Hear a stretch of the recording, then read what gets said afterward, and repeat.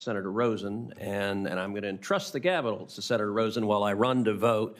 And I'm going to have trust and confidence that in my absence, she's not going to seek unanimous consent to dissolve the White House or the Department of Commerce or something else. I will not. Maybe I'll just declare my birthday a holiday or something. There you go. Knock yourself out on it. Thank you, Mr. Chairman. And thank you for the nominees, your families, for being here today, for your willingness to serve. I'm going to talk a little bit about consumer prices, because over the past several years, Americans have seen skyrocketing prices for everything from groceries to housing.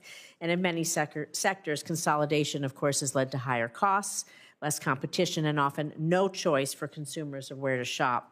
And that's why last year I pushed the FTC to sue to block the Kroger-Albertsons grocery store merger, the mega merger that would have eliminated good-paying jobs and led to even higher food prices in my home state of Nevada and across the country. So, Mr. Meador, if confirmed, would you support actions by the FTC to block mergers up and down the grocery supply chain to prevent further price increases for Nevadans? And, of course, everybody in this country has to eat, no matter who you are, so I would say for everyone.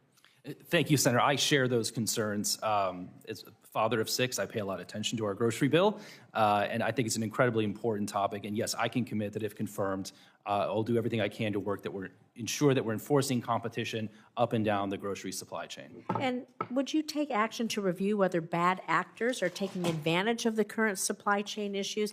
We know that there's dire egg shortages. We want to be sure that people aren't price gouging. And so will you commit to working on that as well? Yes, Senator, I'd be happy to help the staff and commissioners look into those issues. And another thing, we're talking about AI and, of course, surveillance pricing. It's a new strategy where companies use personal data to change prices in real time for individual consumers.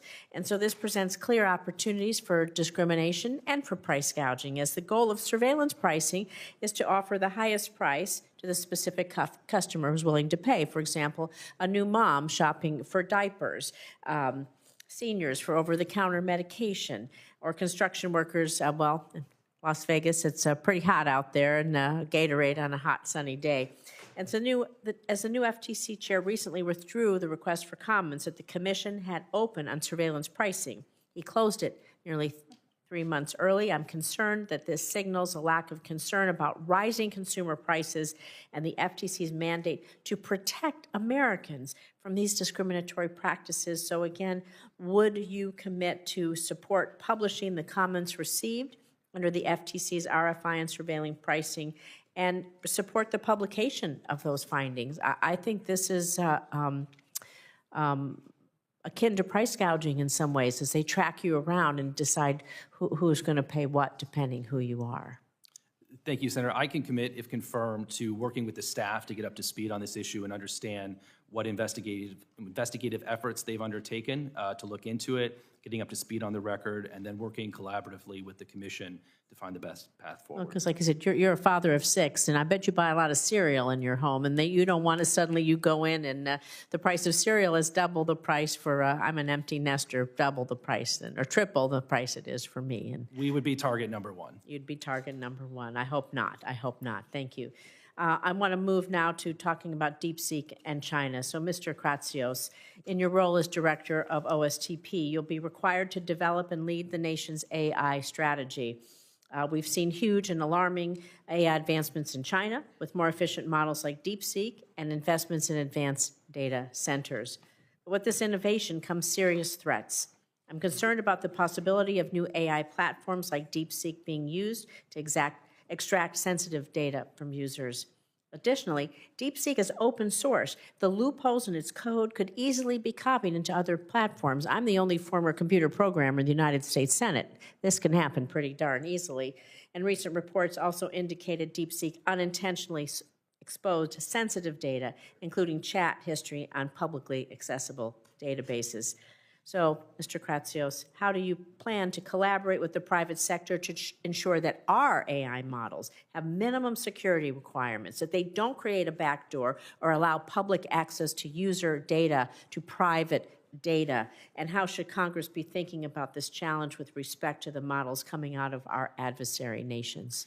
I think those are all excellent points, and I think it's critical, at least for the government, to be thinking very carefully on how to work with these individual model developers to think through some of these issues. I think a lot of them are very technical and scientific in nature, and one of the most important things that the federal government can do is support the measurement science necessary in order to be able to test and evaluate these models.